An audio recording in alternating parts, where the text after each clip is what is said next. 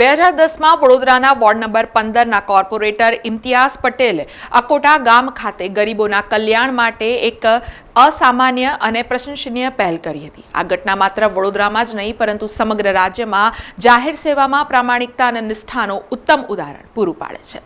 2010માં ઇમ્તિયાઝ પટેલે સરકાર પાસેથી અકોટા ગામમાં ગરીબ પરિવારો માટે આવાસ બાંધવા જમીન મેળવી હતી। આ જમીન મેળવતી વખતે તેમણે સરકાર સાથે એક અગત્યનો કરાર કર્યો હતો।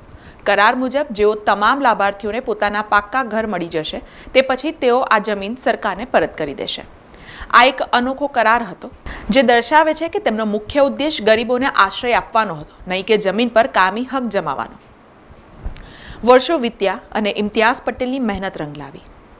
તમામ નિર્ધારિત ગરીબ પરિવારોને તેમના પોતાના ઘર મળી ગયા છે અને કરાર મુજબ હવે જમીન પરત કરવાનો સમય આવી ગયો હતો।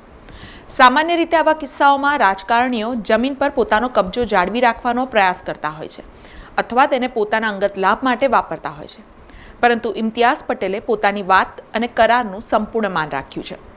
જે દિવસે તમામ ગરીબ પરિવારોને તેમના ઘર મળી ગયા તે પછી ઇમ્તિયાઝ પટેલે પોતાના સ્વખર્ચે કોઈપણ સરકારી મદદ કે દબાણ વગર 30 જેટલા મકાનો તોડી પાડ્યા હતા। આ મકાનો એ જ જગ્યા પર હતા જ્યાં ગરીબો માટે નવા આવાસો બન્યા હતા। મકાનો તોડી પાડ્યા બાદ તેમણે ખુલ્લી થયેલી જમીન વડોદરા મ્યુનિસિપલ કોર્પોરેશનને પરત કરી દીધી। આ પહેલ એટલા માટે પણ બિરદાવવા પાત્ર છે કારણ કે તેમાં સ્વયંસેવા, પારદર્શિતા અને જવાબદારીનો સુભગ સમન્વય જોવા મળે છે।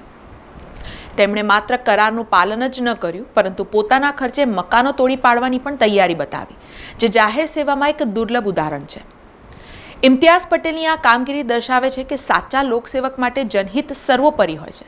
તેમનું આ કાર્ય ભવિષ્યના રાજકારણીઓ અને જાહેર સેવકો માટે પ્રેરણા સ્ત્રોત બની રહેશે કે કેવી રીતે પ્રામાણિકતા અને દ્રઢ નિશ્ચય દ્વારા સમાજમાં સકારાત્મક પરિવર્તન લાવી શકાય છે। જે કોઈ પણ હોય, જે પણ શાસન હોય યા કોઈ પણ કમિશનર હોય, જે તે વખતે મેં પત્ર લખીને મારા રહેવાસીઓને નજદીકમાં મકાન મળે, સારા મકાન મળે, સ્વચ્છ મકાન મળે, પોતે જીવનમાં પોતાનું સપનું જે જોયેલું હોય મકાનનું, સામાન્ય નાગરિક એનું સપનું પૂરું થયું એટલે મને હર્ષની લાગણી તો થાય જ છે।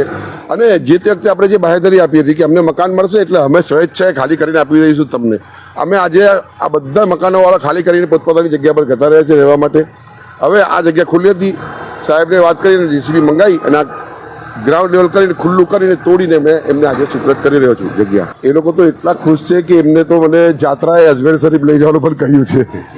એટલા ખુશ છે કે એમના ખર્ચે મને એ લોકો જાત્રાએ લઈ જવાના છે, અજમેર શરીફ લઈ જવા માટે। સમાચારોના સતત અપડેટ માટે TNN ન્યૂઝને YouTube પર સબસ્ક્રાઇબ કરી બેલ આઇકોન પ્રેસ કરો અને અમારી સાથે જોડાયેલા રહો Facebook, Instagram અને Twitter ઉપર।